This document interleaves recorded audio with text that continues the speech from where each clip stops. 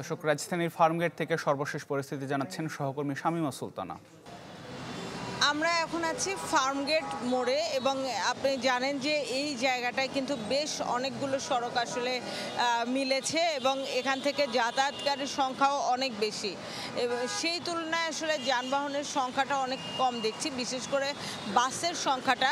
আর আপনি জানেন যে এই সড়ক দিয়ে যারা শাহবাগ অভিমুখে কিংবা উত্তরার দিকে যান তারা কিন্তু মেট্রো রেল ব্যবহার করতে শুরু করেছিলেন এবং সেই মেট্রো রেল এখন গত কয়েকদিন ধরে বন্ধ আছে। সে কারণে কিন্তু বাসের উপর চাপ বেড়েছে এবং সিএনজি অটোরিকশা সেগুলোর উপরও চাপ বেড়েছে এবং কোনো ক্রমে একটি বাস এসে দাঁড়ালে মানুষ হুমড়ি খেয়ে পড়ছেন সেই বাসে ওঠার সুযোগ পাওয়ার জন্য। এবং এই সড়কে সহ অন্যান্য যে আশপাশের সড়কগুলো আছে সব জায়গায় বিভিন্ন জায়গায় যেহেতু চেকিংয়ের জন্য ডাইভারশন করা হয়েছে, সেজন্য জ্যামের পরিমাণটা বেড়েছে সড়কগুলোতে এবং যানবাহনের সংখ্যা যেরকমই থাক আর না থাক, মানুষ যেহেতু আজকে অফিস আদালত খোলা, মানুষের চাপ বেড়েছে এবং সে কারণে কিন্তু মানুষ যানবাহন পাবার জন্য বেশ হাহাকার করতে দেখা গেছে সড়কগুলোতে এবং মানুষ যে কোনোভাবেই আসলে একটা গাড়ি পেতে চাচ্ছেন, সেটা দাঁড়িয়ে হোক বা যে কোনোভাবে সে যেতে চাচ্ছেন এবং সেই যেতে যারা না পারছেন, যারা ব্যর্থ হচ্ছেন, তারা কিন্তু দীর্ঘ পথ হেঁটে পার হচ্ছেন এবং অনেকেই অনেক দূর থেকে হাঁটছেন, যানবাহন পাচ্ছেন না, তবুও তারা আসলে গন্তব্যে পৌঁছানোর জন্য মরিয়া এবং গন্তব্যে পৌঁছাতে চাচ্ছেন। কারণ গত কয়েকদিন কারফিউ থাকার কারণে অনেকেই কিন্তু তাদের যে গুরুত্বপূর্ণ কাজগুলো সেগুলো করতে পারেননি, সেগুলোও কিন্তু আজকে কারফিউ শিথিল থাকার কারণে মানুষ বেরিয়েছেন এবং সেই কাজগুলো করার চেষ্টা করছেন। নগদের কাছে সব গ্রাহকই প্রিয়, তাই তো সারা দেশে ক্যাশ আউট চার্জ সবচেয়ে কম। দর্শক, এবার রাজধানীর মিরপুর থেকে ট্রাফিক ব্যবস্থাপনা ও যানজট পরিস্থিতির সবশেষ খবর জানাচ্ছেন সহকর্মী আশরাফুল আলম আকাশ। চলমান কারফিউর আজ পঞ্চম দিন, তবে রাজধানী ঢাকা শহরে সকাল সন্ধ্যা এই কারফিউকে শিথিল করে রাখা হয়েছে। এর মধ্যেই বদলে গেছে রাজধানীর সম্পূর্ণ চিত্র। বলা যায় যত এক সপ্তাহ আগে আমরা যে রাজধানীকে দেখতাম যানজটপূর্ণ, সেই রাজধানীতে আবার ফিরে এসেছে এই ঢাকা শহর। দেখতে পাচ্ছেন আজকে সকাল থেকে যখন প্রত্যেকটি সড়কে বিভিন্ন ব্যক্তিগত গাড়ি থেকে গণপরিবহন চলাচল শুরু করেছে, তখন থেকে বলা যায় যে আমাদের যে ট্রাফিক ব্যবস্থাপনা সেটি কিন্তু সম্পূর্ণ ভেঙে পড়েছে। কারণ আমরা দেখছি ট্রাফিক পুলিশের যে উপস্থিতি সেটি আসলে খুবই কম। অন্যান্য সময় এই মিরপুর 10-এ যে পরিমাণ ট্রাফিক পুলিশ থাকতো, আজকে কিন্তু আমরা সেই পরিমাণ ট্রাফিক পুলিশ দেখছি না। বলা যায় এই 8 রাস্তার মোড়ে কিন্তু 6 থেকে 7 জন ট্রাফিক পুলিশ, প্রত্যেকটি রাস্তার মুখে মুখে একজন করে ট্রাফিক পুলিশ রয়েছে। তবে এই অবস্থায় আসলে এই অল্প সংখ্যক ট্রাফিক পুলিশ দিয়ে সামাল দেওয়া খুবই আসলে মুশকিল ব্যাপার। শুধু যে মিরপুরের অবস্থা তাই নয়, রাজধানীর প্রত্যেকটি গুরুত্বপূর্ণ আর কর্মব্যস্ত এলাকায় কিন্তু এই ধরনের চিত্র আজকে দেখা যাচ্ছে।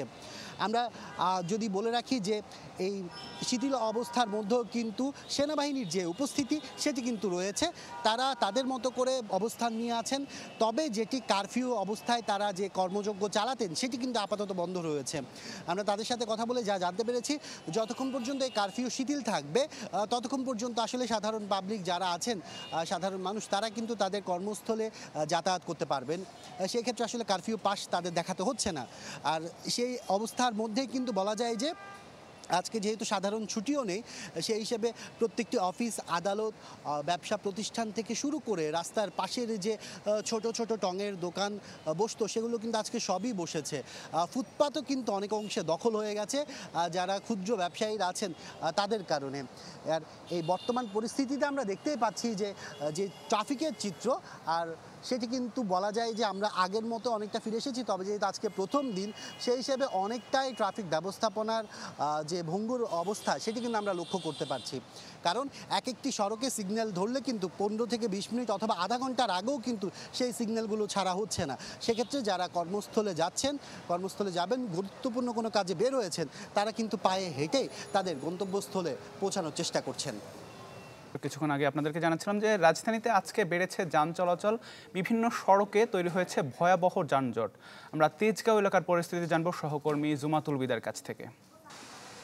মেট্রো রেল বন্ধ, একই সাথে এক্সপ্রেস ওয়েও বন্ধ, যার কারণে সাধারণ যাত্রী যারা এই দুইটি মাধ্যম ব্যবহার করে নিজেদের গন্তব্যে যেতেন তারা কিন্তু সকলেই আসলে যেই সড়ক রয়েছে প্রধান সেটি ব্যবহার করছেন, যার কারণে পুরো সড়কটাই আসলে তীব্র যানজট দেখা দিয়েছে রাজধানীর বিভিন্ন সড়কে।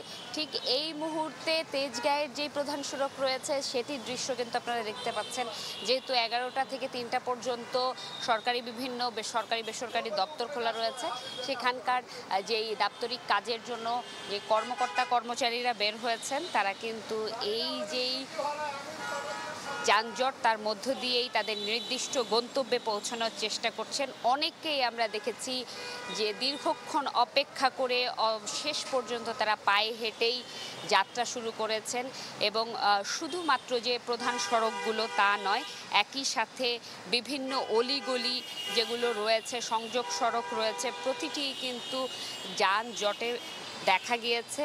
এবং আজ থেকে যেহেতু ঢাকাসহ দেশের বিভিন্ন জায়গায় একেবারে দূরপাল্লার বাস এবং আন্তজেলা যেই বাস সার্ভিসগুলো রয়েছে সেগুলো চলাচল শুরু করেছে, যার কারণে রাস্তায় বাস, একই সাথে ব্যক্তিগত পরিবহন, প্রাইভেট কার, সিএনজি, অটোরিকশা এবং মোটরসাইকেল রয়েছে। এর পাশাপাশি রাইড শেয়ারিং অ্যাপস কাজ না করলেও বিভিন্ন ভাবে কিন্তু যারা রাইড শেয়ারটুকু করে থাকে তারাও কিন্তু রয়েছে, বিভিন্নজন চেষ্টা করছে আসলে যে কোনো মাধ্যমে হলেও তাদের গন্তব্যে পৌঁছানোর। এবং সাধারণ মানুষের সাথে আমরা কথা বলেছি, তারা কিন্তু জানিয়েছেন যে লম্বা সময় আসলে যানজটে বসে থেকে ভোগান্তির শিকার হয়েছেন তারা, অতঃপর পায়ে হেঁটেই তারা যাত্রা শুরু করেছেন এবং শেষ পর্যন্ত আসলে নির্দিষ্ট গন্তব্যে পৌঁছেছেন। এবং তারা বলেছেন যদি মেট্রো রেল কিংবা এক্সপ্রেসওয়ে যদি খোলা থাকতো সেক্ষেত্রে কিছুটা হলেও স্বাচ্ছন্দ্যে তারা তাদের নির্দিষ্ট গন্তব্যে পৌঁছতে পারতেন। এ ছিল আমার কাছে এখান থেকে সর্বশেষ।